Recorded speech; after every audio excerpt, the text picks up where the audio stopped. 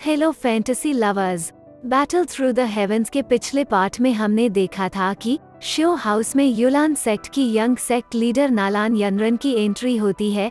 और अगर अभी तक आपने पिछला एपिसोड नहीं देखा है तो उसका लिंक मैं आपको आई बटन और डिस्क्रिप्शन बॉक्स में दे दूंगी, आप वहां से पिछला एपिसोड देख सकते हैं। अब हम आगे की स्टोरी कंटिन्यू करते हैं। आगे यनरन शो जान से बोलती है कि मैं आपके लिए एक ची कलेक्टिंग पिल लाई हूँ और इसकी मदद से आप जल्दी ही और ज्यादा स्ट्रॉन्ग बन जाएंगे। और फिर आगे वो बोलती है कि अंकल जान मुझे आपकी थोड़ी सी मदद चाहिए। और इस पे शो जान रिप्लाई देते हुए बोलते हैं कि यनरान बताओ मैं तुम्हारी कैसे हेल्प कर सकता हूँ। यनरन उनसे उसकी और शो यन से होने वाली अपनी एंगेजमेंट को तोड़ने की बात करती है और ये सुन के वो भड़क जाते हैं और बोलते हैं कि यनरन तुम्हें पता भी है कि इस दुनिया में इसका मतलब क्या होता है। असल में ये एक तरह की इंसल्ट होती है और जिस भी फैमिली के साथ ये किया जाता है उसकी लोगों के बीच में कोई रिस्पेक्ट नहीं रह जाती है। और फिर वहाँ पे शो फैमिली के बाकी मेंबर्स भी पहुँचते हैं और शो यन भी शुन के साथ वहाँ पहुँचता है। और जब उसे पता चलता ही कि यनरन उससे एंगेजमेंट तोड़ने आई है तब वो यनरन से बोलता है कि यनरन क्या तुम्हें पता भी है कि एंगेजमेंट तोड़ने का मतलब क्या होता है। ये इस वर्ल्ड की एक ऐसी इंसल्ट है जिसकी वजह से लोग हमें कई जनरेशन्स तक ताने मारेंगे।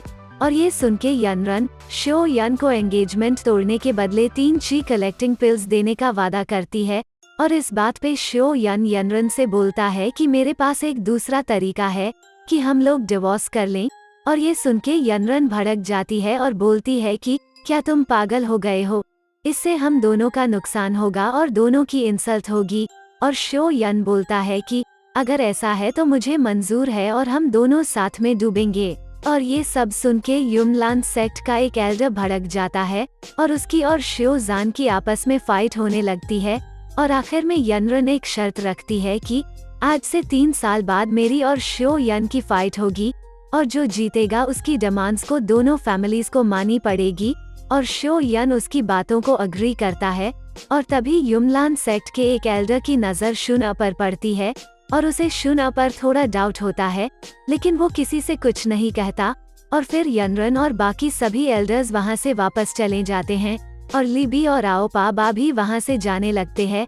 और ये सब होने के बाद यन बहुत सैड हो जाता है और अकेले समय बिताने के लिए वहाँ से दौड़ते हुए भाग जाता है। पर शुन उसके साथ ही आने लगती है, लेकिन यन उसे अपने साथ आने से रोक देता है और अकेले ही आगे बढ़ने लगता है। और रास्ते में उसे शो फैमिली के फर्स्ट एल्डर का बेटा मिलता है जो कि बचपन से ही उससे जलता था और हमेशा मौका खोजता था कि कब वो खुद को शो यन से बेहतर बता पाए। और आज उसे ये मौका मिल गया था क्योंकि शो यन की पावर घट गई थी और वो शो यन को नीचा दिखाने में कोई भी कसर नहीं छोड़ता है। और वहाँ पे शो यन की और उसकी फाइट भी होती है और शो यन हार जाता है और यन शो मी के पंच से जमीन पे गिरा होता है कि तभी वहाँ शुन आ जाती है। और शुन ये सब देख के काफी गुस्सा हो जाती है और शुन को गुस्सा होता देख शो मी अपने दोस्तों के साथ वहाँ से जाने लगता है।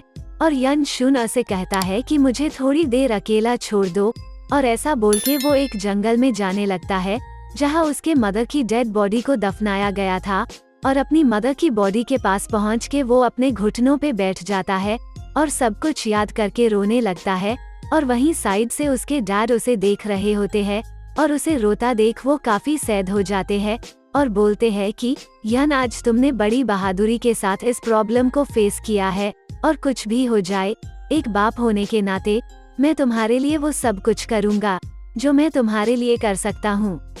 और ये बोल के वो वहाँ से जाने लगते हैं और शो यन रोते रोते अपनी मॉम से बोलता है कि 3 साल ट्रेनिंग के लिए बहुत कम टाइम है और इतने समय में मैं यनरन को कैसे हरा पाऊंगा और अब तो मुझे कोई मिरेकल ही बचा सकता है। और तभी उसकी मिडिल फिंगर रिंग जो कि उसे उसकी मदर ने 3 साल पहले मरने से पहले दी थी वो रिंग चमकने लगती है और वहाँ पे काफी धुआं होने लगता है और एक आदमी उस रिंग से बाहर आता है। ये सब देख के शो यन का मुंह खुला का खुला रह जाता है और शो यन चौंक के पूछता है कि तुम कौन हो। और याओ लाओ उससे बोलता है कि मैं वो मिरेकल हूँ जो तुम्हें इन 3 सालों में दोबारा से स्ट्रॉन्ग बना देगा और तुम फिर से जीनियस कहलाओगे। और याओ लाओ उसे बताता है कि युलान सेक्ट के मेंबर्स ज्यादातर ब्लैक लेवल की स्किल्स को प्रैक्टिस करते हैं और मैं तुम्हें उससे ज्यादा पावरफुल स्किल्स को सिखाऊंगा। और ये सुन के यन बहुत खुश हो जाता है कि तभी वो सोचने लगता है कि टॉप लेवल स्किल्स को फाइंड करना बहुत हार्ड होता है और सिर्फ कुछ ही फैमिलीज के पास ब्लैक लेवल स्किल्स हैं और ब्लैक लेवल स्किल्स से ज्यादा स्ट्रॉन्ग बस हेवन लेवल स्किल्स ही होती है। लेकिन हेवन लेवल स्किल्स सिर्फ और सिर्फ पावरफुल एम्पायर के पास ही होती हैं। और ये सब सोच के वो बोलता है कि ओल्ड मैन, सिर्फ टेक्निक सीखने से ही काम नहीं चलने वाला, प्रैक्टिशनर को स्ट्रॉन्ग पिल्स की भी नीड होती है और युनलान सेक्ट वाले लेवल 5 की ची कलेक्टिंग पिल्स बना सकते हैं। और ये सब सुन के याओ लाओ रिप्लाई देता है कि मैं युनलान सेक्ट के अल्केमिस्ट से कई गुना स्ट्रॉन्ग हूँ और अगर तुम मुझे अपना टीचर मान लो तो मैं तुम्हें जितने चाहे उतने ची कलेक्टिंग पिल्स बना के दे सकता हूँ। और ये सब सुन के यन याओ लाओ से पूछता है कि आखिर तुम मेरी मदद क्यों करोगे। और इस पे याओ लाओ रिप्लाई देता है, मैं तुम्हारे एहसानों को रीपे करना चाहता हूँ। और फिर ये सुन के यन के दिमाग की बत्ती जलती है और उसे समझ आता है कि इस आदमी ने उसकी सारी दो ऊंची पावर्स और उसकी 3 सालों तक की गई हार्डवर्क और प्रैक्टिस को अब्सॉर्ब कर लिया है। और ये सब समझ के वो काफी भड़क जाता है और बोलता है कि ओल्ड मैन, तुमने मेरी जिंदगी बर्बाद कर दी। और अचानक से वो शांत हो जाता है और बोलता है कि अब तो मेरे पास किसी को मारने तक की पावर नहीं बची है। और ऐसा सुन के याओ लाओ उससे बोलता है कि बच्चे, मैंने तुम्हारी जितनी भी पावर अब्सॉर्ब की है उसे मैं बस 1 साल में तुम्हें रिगेन करा दूंगा। और यन को ये सब इम्पॉसिबल लगता है और आगे यन बोलता है कि ओल्ड मैन, बड़े बड़े वादे करना बंद करो। अगर तुम 1 साल में मेरी 2 ऊंची पावर को 7th रैंक तक पहुंचा दो तो मैं तुम्हें मेरी पावर्स अब्सॉर्ब करने के लिए माफ कर दूंगा और तुम्हें अपना टीचर भी मान लूंगा। और ये सब सुन के याओ लाओ बोलता है कि ठीक है, लेकिन पहले मुझे इस पेपर पे लिखे हुए इंग्रेडिएंट्स लाके दो।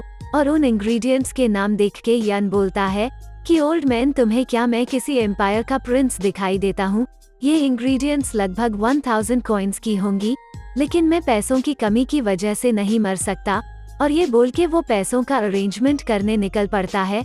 और फिर सीन चेंज होता और हमें ली बी और उसके बेटे लियाओ को दिखाया जाता है और वो लोग शियो फैमिली और शियो यन से निपटने के लिए प्लान बनाते हुए दिखते हैं। और ये पार्ट यहीं पे एंड हो जाता है।